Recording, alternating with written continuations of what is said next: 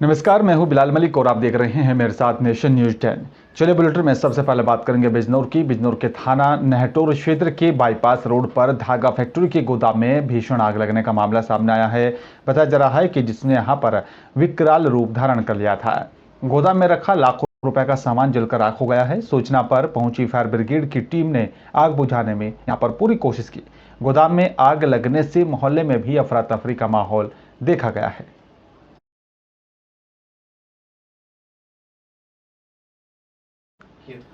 और बिजनौर की थाना नागल सोती क्षेत्र के गांव सराय आलम निवासी ओम प्रकाश की आम बाग में बनी कोठरी में यहां पर बाबा विजय चैतन्य ब्रह्मचारी निवासी जनपद प्रतापगढ़ रह रहे थे, जिसमें बाबा का शव आम के बाग में बनी कोठरी में पड़ा हुआ मिला है।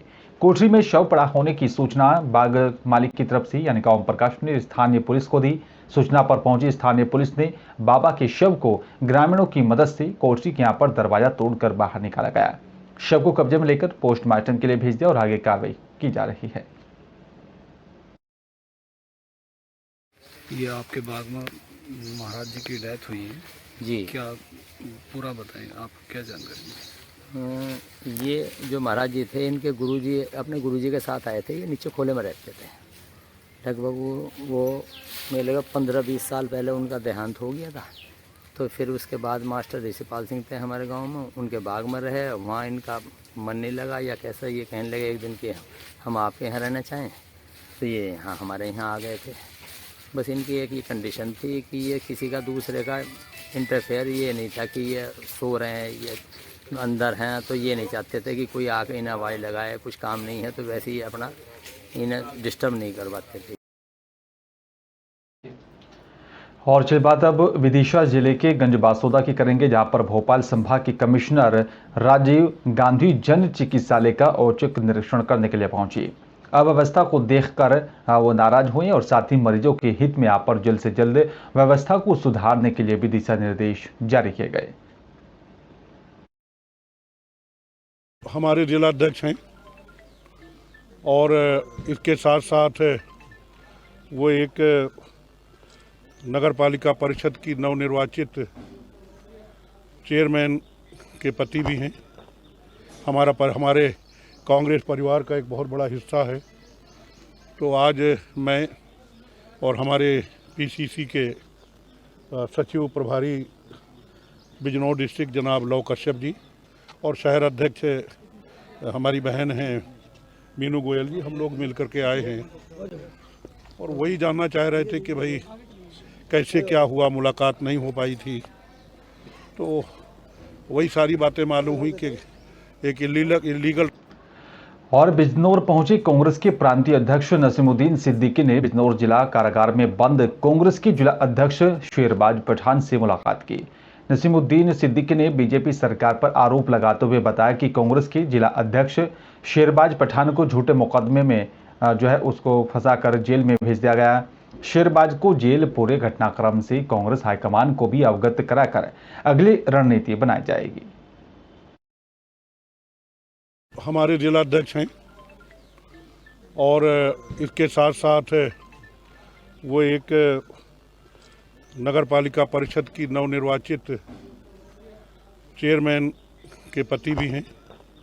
हमारे कांग्रेस परिवार का एक बहुत बड़ा हिस्सा है।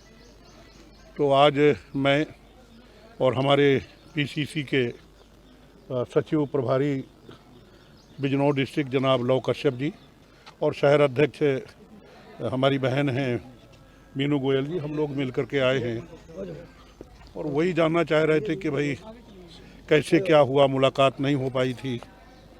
तो वही सारी बातें मालूम हुई कि एक इलीगल ढंग से। और चलिए बात अब विदिशा जिले के गंजबासौदा की करेंगे। बता दें कि यहाँ पर भोपाल संभाग के कमिश्नर राजीव गांधी जन चिकित्सालय का औचक निरीक्षण करने के लिए पहुंचे, जहां पर उन्होंने अव्यवस्था को देखकर वो काफी नाराज हुए। मरीजों के हित में जल्द से जल्द व्यवस्था को सुधारने के लिए भी दिशा निर्देश जारी किए गए।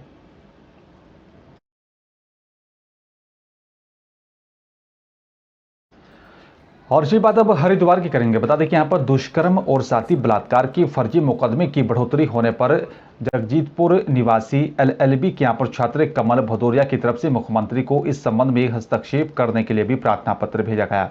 इसमें जो यहाँ पर महिलाएं दुष्कर्म और साथी बलात्कार के जो मुकदमे थाने और साथी कोर्ट में फर्जी लिखवा रही हैं, उनसे एक शपथ पत्र नार्को टेस्ट कराए जाने के लिए भी निर्देशित करने की बाबत अधिकारियों के लिए कहा गया है। इस नार्को टेस्ट कराए जाने के आदेश हो जाने के बाद फर्जी दर्ज हो रहे यहाँ पर दुष्कर्म और साथी बलात्कार के मुकदमे करीब 99% बंद हो जाएंगे। आजकल ये सामने आया कि जो महिलाएं कोर्ट में थाने में मुकदमा दर्ज कराती हैं दुष्कर्म से संबंधित, उन मामलों में ये देखने के लिए सामने आया कि जो महिलाएं मुकदमा दर्ज कराती हैं वो अधिकतर झूठे पाए जाते हैं। जब पुलिस जांच करती है तो उसमें यही सामने आता है कि आपसी रंजिश के कारण या ब्लैकमेल के कारण जो है मुकदमा दर्ज किया गया। और उसमें जो है आज मेरे द्वारा माननीय मुख्यमंत्री जी को पत्र लिखा गया, जिसमें हमने मांग की कि जो भी महिला दुष्कर्म से संबंधित कोई भी मुकदमा थाने में या कोर्ट में लिखवाए तो उसमें वह अपना शपथ पत्र दे कि मैं नार्को टेस्ट कराने के लिए तैयार। अगर ऐसा होता है, ये मांग मानी जाती है, तो दुष्कर्म से संबंधित जो झूठे मुकदमे महिलाएं दर्ज कराती हैं कोर्ट में और थाने में, तो उन पर रोक लगेगी। नैनीताल हाईकोर्ट के आदेश पर एसडीएम के नेतृत्व में राजस्व और साथी तहसील प्रशासन की टीम ने अकोढ़ा कला गांव में पहुंचकर पैमाइश का भी कार्य करना शुरू कर दिया है। पुलिस बल भी मौके पर तैनात रहा। 2 दर्जन से भी अधिक लोगों ने यहां पर तालाब की भूमि पर अतिक्रमण बनाने के यहां पर और उसी यहाँ पर की जा रही है। कोटा औरंगजेबपुर तहसील लक्सर में एक जोहड़ है, जिसमें कुछ व्यक्तियों के द्वारा अवैध अतिक्रमण किए जाने पर पीआईएल इसी गांव के किसी व्यक्ति के द्वारा दायर की गई थी, जिसके आधार पर जोहड़ की पैमाइश की गई है और कुछ परिवारों पर 122B की कार्रवाई भी पूर्व में हो चुकी है। और आज पुनः इसको अंतिम रूप से इसकी पैमाइश कर दी गई है कि कितने मकान जोहड़ के अंतर्गत आ रहे हैं। तो जो भी उच्च न्यायालय का आदेश होगा उसका तो सम्मान किया जाएगा। हमने अब दोबारा पैमाइश के लिए बोला था एसडीएम साहब को, आज तीसरी बार पैमाइश हो रही है और जो भी होगा मुझसे संतुष्ट है, उसके आभारी रहेंगे। और दूसरा सर, हम ये कहना चाहेंगे कि गाँव में और भी चीज़ हैं, और भी तालाब हैं, रास्ते भी हैं, नाले भी हैं, उन सब की पैमाइश हो, हमारा ये कहना है। रिक्वेस्ट है प्रशासन से कि जो इसकी जद में है, देखो वो तो मजबूरी है, लेकिन जो नहीं है इसकी जद में, बेफिजूल जो जिनको लगाया जा रहा है, बस उनको बचाया जाए, क्योंकि एक इंसाफ होना चाहिए सही तरीके से। और हरिद्वार में दोपहर हिल बाईपास मार्ग पर राजाजी टाइगर रिजर्व में यहां पर पुलिस और साथी बाइक सवार 2 चेन स्नेचरों की जबरदस्त मुठभेड़ हुई है। इस मुठभेड़ में आरोपियों ने यहां पर पुलिस पर गोलियां चला दी, जिसके जवाब में पुलिस को भी यहां पर कार्रवाई करनी पड़ी। मुठभेड़ के दौरान उत्तर प्रदेश के शाहजहानपुर निवासी चेन स्नेचर मोहित के पैर में गोली लगी है, जिससे यहां पर वो घायल अवस्था में उसको जिला अस्पताल में भर्ती करवा दिया गया। दिन दहाड़े इस मुठभेड़ की सूचना से शहर में हड़कंप मच गया था। देखिए, इसमें कल एक ज्वालापुर क्षेत्र में शाम को एक चेन स्नैचिंग हुई थी और इसमें पूर्व में भी कुछ स्नैचिंग की वारदातों की खबर आ रही थी। इस पर एक टीम ने इसमें लोकेट किया था, तो इसमें एक संदिग्ध गाड़ी का नंबर मिला था। उस गाड़ी को जब ट्रैक कर लिया गया तो आज फिर पता चला कि ये गाड़ी से मूवमेंट हुआ इधर की तरफ और हिल बाईपास की तरफ।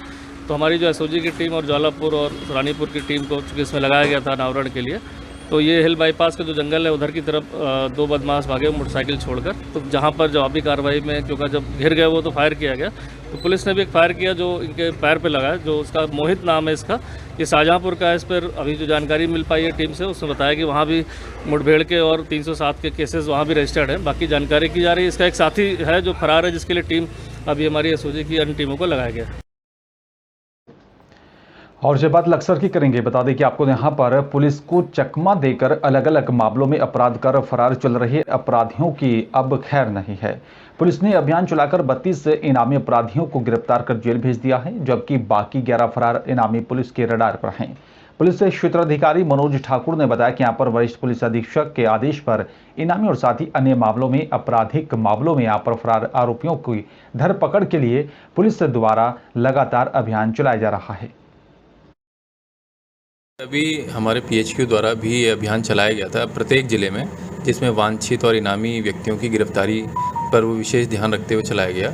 इसमें हमारी जो पोजीशन हमारे सर्कल की जनवरी 23 में थी, तो वो करीब 64 हमारे इनामी थे जो इस अभियान के बीच में बढ़े भी, उन सबको मिला के।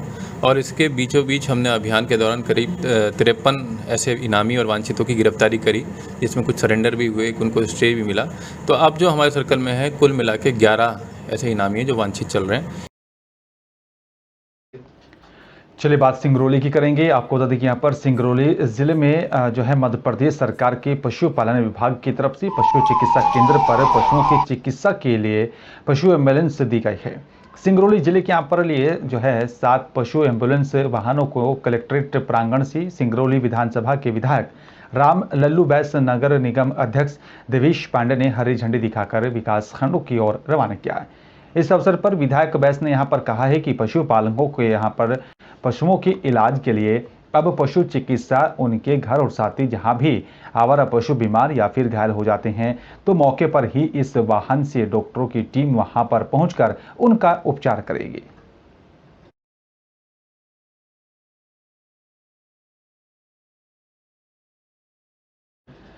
और जब बात सिंगरौली की करेंगे, आपको बता दें कि यहाँ पर जिले में नौकरशाही कितनी हावी हो रही है ये तब देखने को मिला जब एक यहाँ पर फूड इंस्पेक्टर किशन पाल सिंह ने स्थानीय पत्रकार को जान से मारने की धमकी देकर और यहाँ पर मां बहन की गालियां भी दी है। इस घटना के बाद जहां पीड़ित पत्रकार ने पुलिस अधीक्षक को एक लिखित शिकायत दी है और वहीं फूड इंस्पेक्टर ने भी यहाँ पर पुलिस को सूचना दी है और पुलिस मामले की जाँच कर रही है। लेकिन अब पत्रकार अतुल दुबे ने यहाँ पर जिला कलेक्टर कार्यालय के सामने अनिश्चितकालीन धरना शुरू कर दिया है और उसका साथ ही यहाँ पर स्थानीय जन भी लगातार कर रहे हैं। और जिले के अंतर्गत पिपरा राशन वितरण के यहाँ पर शिकायत पर food inspector Kishan Pal Singh ration दुकान की जांच में पहुंचे थे, जहां पर उनकी तरफ से ग्रामीणों से कहा गया था कि यहाँ पर 1 महीने का राशन कंप्यूटर में दिख रहा है, इसलिए यहाँ पर 1 महीने का मिलेगा। जिस बात पर ग्रामीण गुस्सा हो गए थे और वहां पर विवाद की स्थिति निर्मित हो गई थी और जिसकी यहाँ पर कवरेज स्थानीय पत्रकार अतुल दुबे कर रहे थे।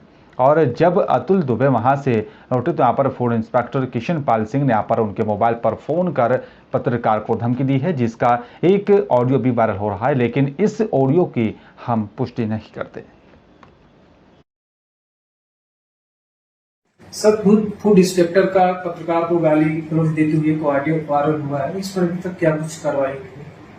बिल्कुल, इस मामले में चूंकि कल और परसों में जो घटना घटी है इसमें जिला प्रशासन के संज्ञान में बातें आई हैं और वैसे इस संबंध में संबंधित अग्रिम कार्रवाई या जांच के संबंध में अभी चीजें अंडरस्टूड हैं और आगे कार्रवाई में प्रचलन में हैं। जैसा कि आपके साथ बहुत अभद्र गाली गलौज किया गया, इसका शिकायत आपने कहाँ किया है?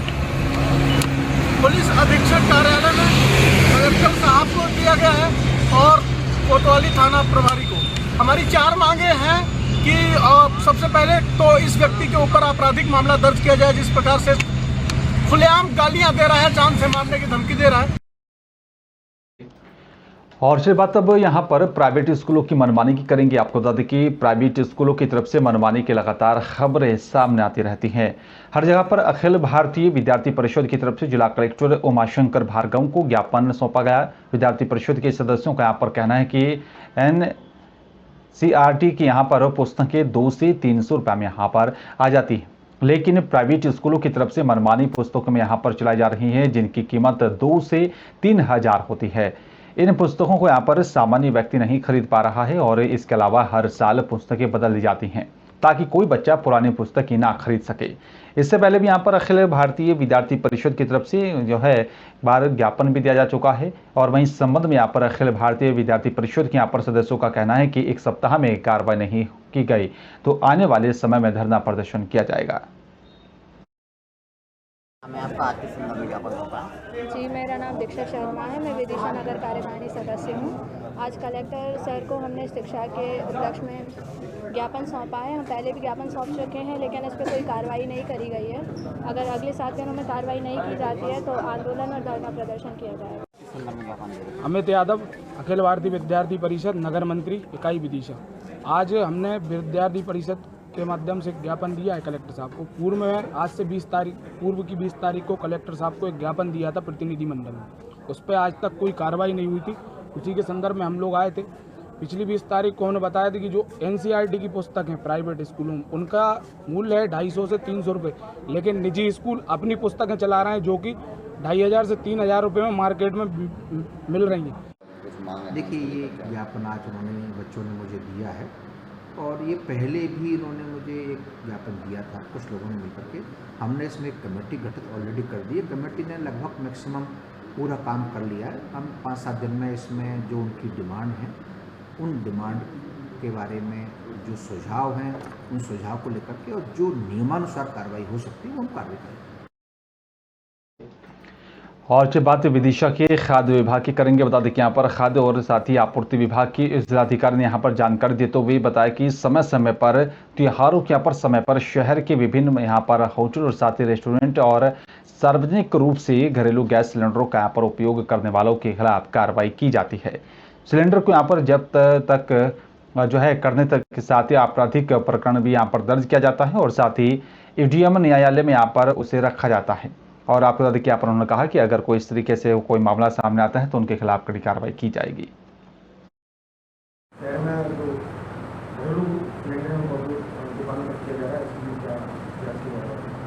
घरेलू गैस के दुरुपयोग की लगातार जांच कनिष्ठ आपूर्ति अधिकारी के स्तर पर लगातार की जाती है। इसके अलावा जब भी सूचनाएं प्राप्त होती है या जब भी कोई विशेष त्योहार या अवसर होता है तब भी दल बनाकर निरंतर जांच की जाती है।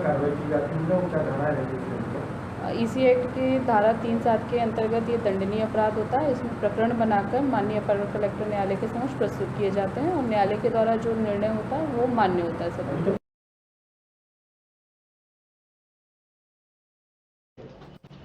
और चलिए बात अगली खबर की करेंगे। आपको बता दें कि यहाँ पर विदिशा के ग्यारसपुर तहसील की ग्राम रामपुरा सर्किल हैदरगढ़ के अंतर्गत यहाँ पर खंती में पॉकलेन मशीन से सड़क निर्माण को लेकर हमरा खोदा जा रहा था, जिसमें यहाँ पर परिवहन के लिए 4 डंपर लगे हुए थे। तहसीलदार सिद्धांत सिंह सिंगोला के यहाँ पर जो है उनको सूचना मिलते ही मौके पर पहुंचकर कार्रवाई की गई है। मौके पर पंचनामा तैयार कर जब्त की कार्रवाई की गई है। मौके पर पहुंची नायब तहसीलदार सृष्टि श्रीवास्तव और साथी पटवारी ने भी यहां पर कार्रवाई की है, जिसमें 4 डंपर 1 पॉकलेन मशीन को पकड़कर जब्त कर लिया गया और आगे की कार्रवाई की गई है।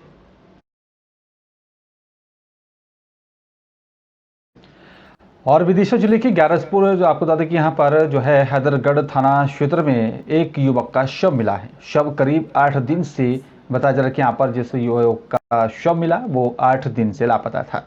परिजन हैदरगढ़ थाने पहुंची और हत्या का आरोप लगाया।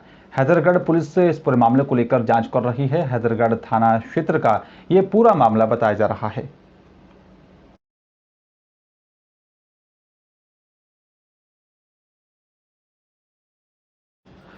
और छत्तीसगढ़ के बलरामपुर की बात करेंगे। बलरामपुर बिजली विभाग की एक बड़ी लापरवाही यहां पर देखी जा रही है। बलरामपुर बिजली विभाग ने इतिहास में एक अनोखा कारनामा किया है। यह खबर देखकर आप भी चौंक जाएंगे। बिजली विभाग के अधिकारियों के यहां पर मिलीभगत से नियमों को ताक पर रखकर करोड़ों का एडवांस काम करवाया जा रहा है। बिजली विभाग के लिए यहाँ पर सरकार सालाना हजारों करोड़ों रुपए का खर्च करती है ताकि यहाँ पर हर घर तक बिजली पहुंच सके, लोगों को यहाँ पर बिजली विभाग की योजनाओं का भी लाभ मिल सके। आपको बता दें कि यहाँ पर बलराम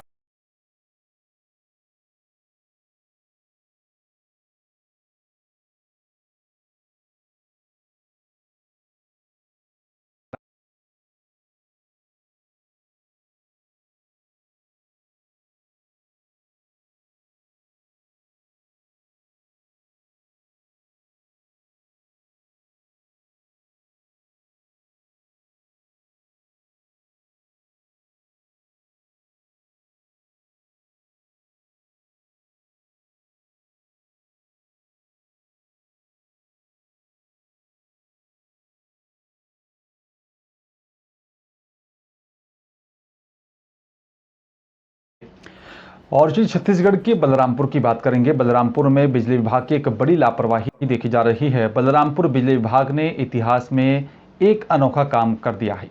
ये खबर देखकर आप भी चौंक जाएंगी। आपको बता दें कि बिजली विभाग के अधिकारियों के यहाँ पर मिलीभगत से नियमों को ताक पर रखकर करोड़ों के यहाँ पर जो है एडवांस काम करवाया जा रहा है। बिजली विभाग के लिए यहाँ पर सरकार सालाना हजारों करोड़ों रुपए खर्च करती है ताकि हर घर तक बिजली पहुंचे, लोगों को यहाँ पर बिजली विभाग की योजनाओं का लाभ मिल सके।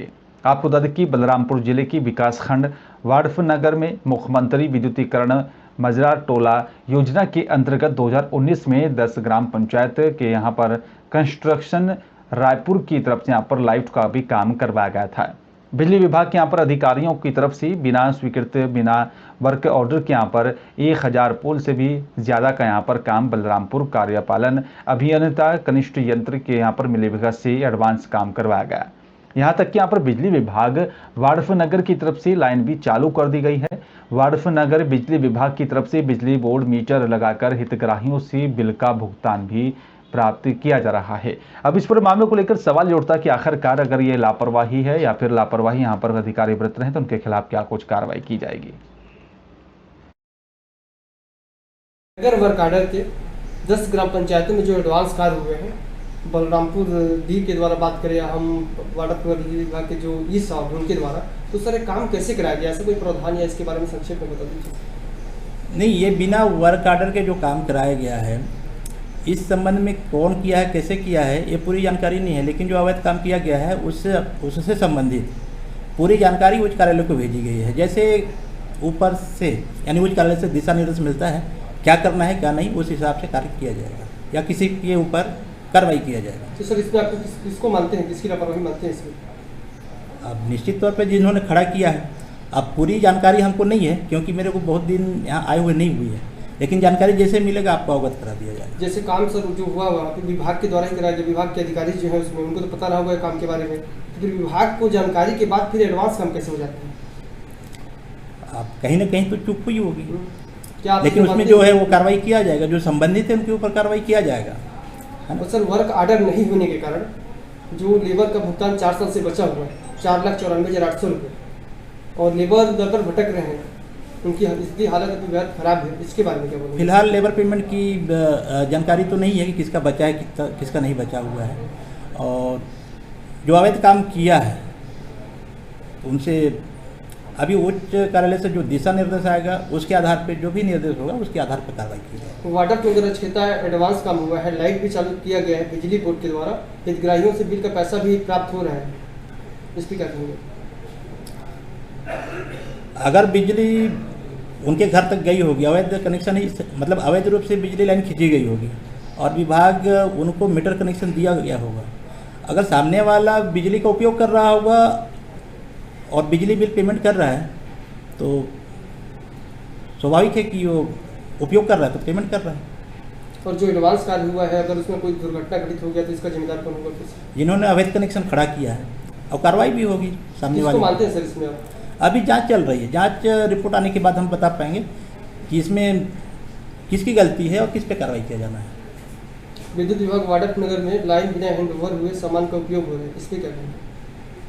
क्योंकि काम बिना वर्क आर्डर के हुआ है, खड़ा हुआ है, उपयोग हो रहा है, तो उच्च कार्यालय से जो भी जानकारी आएगी कार्रवाई करने का निर्देश होगा, बिल्कुल उसके आधार पर कार्रवाई किया जाएगा। तो सर इसमें जो जिले में बैठते हैं आपका विभाग की हम बात करें या वाड़फनगर में जो आपका विभाग है, अधिकारियों के संज्ञान में ये काम हुआ है, तो अधिकारियों को कहीं ना कहीं आप लगता है ऐसा कि कहीं मिली भगत से काम हुआ है, तो आपको क्या लगता है इसमें, क्या मानेंगे आप? ये जांच आने के बाद ही बता पाएंगे।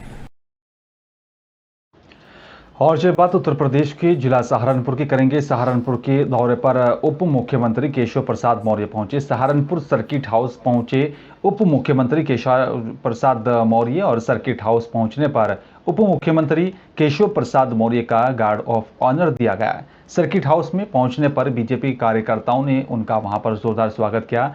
और आपको बता दें कि यहाँ पर जो है पार्टी के पदाधिकारियों के साथ समीक्षा बैठक की गई है। आगामी 2024 के चुनावों को लेकर भी यहाँ पर बैठक में मंथन किया गया है।